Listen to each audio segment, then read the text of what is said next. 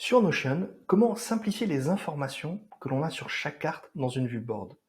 C'est une astuce très pratique à connaître si on utilise souvent des boards.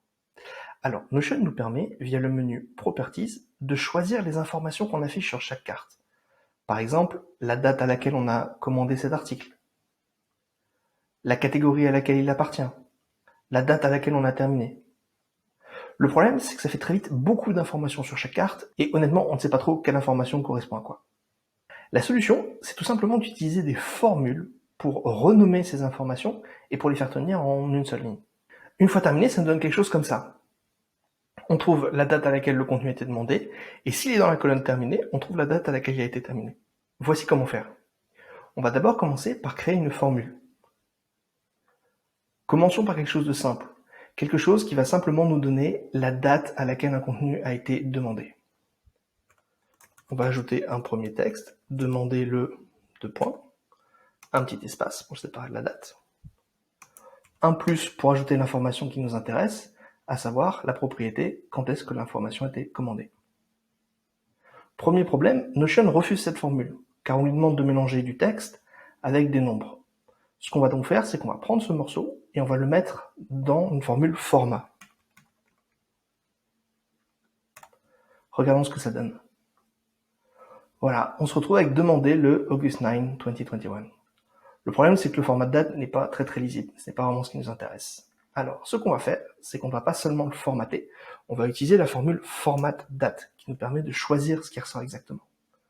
Comme on peut le voir dans la démo, on peut mélanger tout ce qu'on veut en termes de jours, de mois, d'années, même d'heures et de minutes. Donc, ce qui nous intéresse, c'est de reprendre cette information-là et d'avoir le jour, day, / le mois, month. Et voilà le travail, c'est déjà beaucoup plus lisible. Pour le rendre encore plus lisible, on va rajouter une petite emoji. Maintenant, ajoutons aussi le terminer le. Pour ça, on va simplement copier la formule et la séparer avec ce qu'on appelle un pipe. On va mettre un petit espace de chaque côté du pipe pour aérer un peu, puis on recolle notre formule. Et on va simplement changer le texte, terminer le. On va utiliser le bon nom pour le champ, terminer le. Et on va changer l'emoji. Et voilà le travail. Ensuite, ce que l'on va faire, c'est qu'on ira dans les propriétés pour afficher la nouvelle formule qu'on vient de créer. Le problème qu'on a, c'est que lorsque la carte est dans terminée, on a bien la date, mais le texte apparaît quand même dans les autres colonnes, alors que la carte n'a pas encore été terminée. On va donc simplement ajouter une petite formule if pour ne faire apparaître le terminé le que et seulement si la carte est dans la case terminée. Pour cela, on va tout simplement utiliser une formule if ou si. Une formule if dans Notion, c'est simplement une question. On demande à Notion de vérifier quelque chose. Est-ce que cette case est vide? Est-ce que cette carte est dans la colonne terminée? Est-ce que la date est après ou avant la date suivante? Et en fonction de la réponse, on va demander à Notion de faire quelque chose si la réponse est oui, ou quelque chose d'autre si la réponse est non. Une formule if ou une formule si se compose donc de 3 éléments. On va le faire dans une autre propriété, dans une nouvelle formule, pour que vous voyez bien comment cela fonctionne. Si j'ajoute if, je vais commencer par lui poser la question.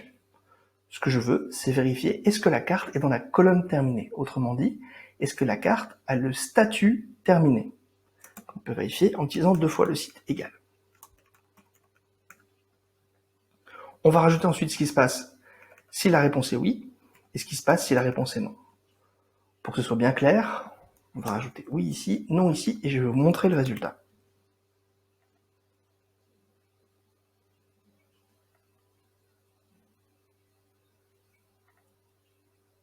Comme vous pouvez le voir, on a bien un oui pour la colonne terminée et un non pour les autres colonnes.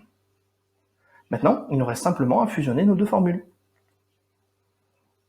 On va reprendre le passage qui nous intéresse ici, à savoir tout ce qui concerne la formule terminée, y compris le petit pipe qui permet de faire le lien avec le reste.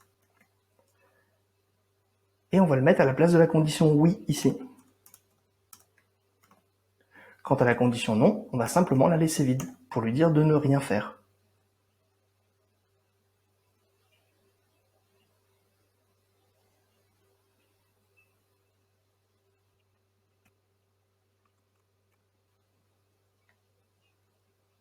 Et voilà le travail. On n'a pas la formation terminée sur ces colonnes, mais on l'a sur la suivante. Terminons notre formule en reprenant le tout.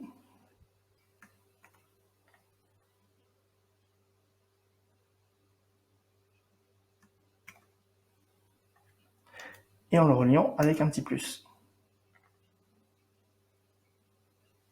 Éliminons ceci dont on n'a plus besoin. Et voilà le résultat. Ok, récapitulons la formule complète. Au final, elle est simplement composée de deux morceaux séparés par un plus. Ce morceau-ci nous affiche le texte demandé le, plus la date mise à un format un peu plus lisible. Le morceau du dessus nous permet de vérifier une condition. Est-ce que la colonne est terminée? Et si c'est le cas, on affiche dans ce cas-là le texte terminé le plus la date reformatée, ainsi qu'un petit lien, un petit pipe pour faire le lien entre les deux morceaux. Sinon, on n'affiche rien.